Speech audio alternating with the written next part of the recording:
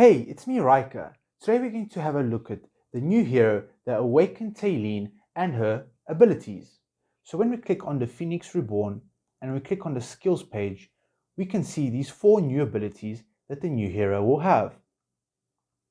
So these will unlock at specific stages similar to the normal heroes when they unlock their specific SI, furniture, and engraving levels. So as we can see here, this will unlock at Mythic and Ascended tiers. So instead of reaching a certain level of 100, 120, 140, this will specifically unlock when they are upgraded to that specific tier. So for the ultimate ability, we can see a new Dawn, and at Mythic, damage dealt to all enemies in front of Talene is equal to 210% of her attack rating. And at Ascended, she'll gain an additional ability where, when enemies are dealt damage, their accuracy is reduced by 100 points. This is a decent ultimate ability for a tank hero. So let's have a look at the signature item upgrades. From here, we can see Blade of Resurgence. When she uses this ability, 200% will be dealt 2 times to all enemies within range. This will be similar to our current Talene, where she'll hit the enemies in the area around her. So the first signature item upgrade, after Talene uses her Blade of Resurgence, the ground before her is set ablaze for 5 seconds. Enemies standing upon the burning ground are dealt 120% worth of attack rating every second. This is similar to Aziz and Lucretia's Hellfire effect. At 10 signature item, the Blade of Resurgence damage is increased to 240%. And at 20 signature item, enemies standing upon the burning ground are dealt 150% damage every second, up from 120%. And at 30 SI, enemies standing upon the burning ground deal 40% less damage. This is similar to Lucretia's Hellfire ability, where enemies standing on that specific area deal 40%. So if your whole team is grouped on top of the Talene, this will be a major buff to your team, allowing them to significantly take less damage.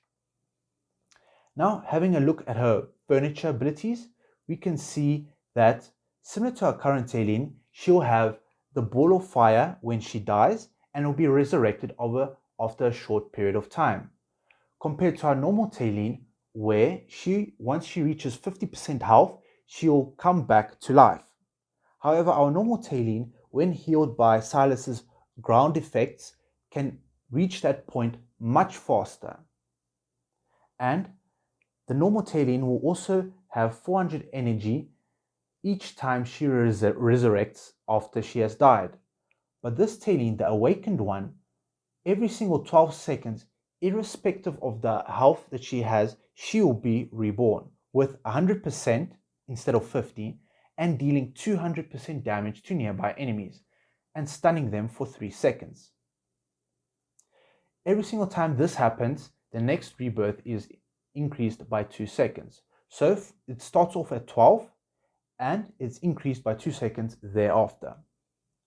Now this is reduced by her 9 furniture, where while in a fireball state, every single time one of her allies loses 10% of their max health, Talene's rebirth time will be decreased by 1 second, and this cannot be shorter than 5 seconds.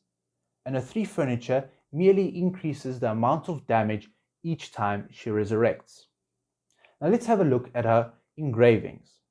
Now when you unlock engravings, this current ability looks extremely strong.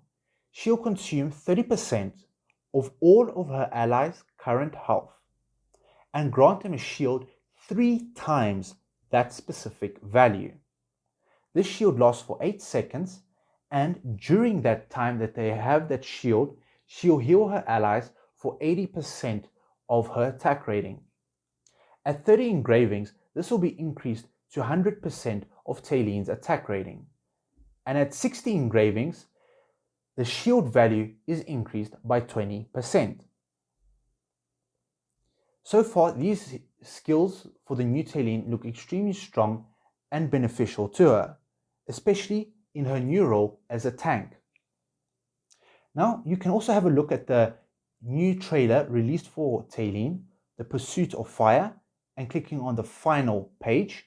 And once you have watched the specific video, then you can claim your reward of either 10 Stargazer cards or a free copy of Astar, as you can see here. So I would wait for a few more Awakened heroes to be released, so we can get a general sense of how these heroes change and how their abilities will have an effect on our teams, and how they will change the current meta of the game, whether it be in campaign or in the arena format. So I would save onto the time emblem tokens and see what the following heroes have for us to offer.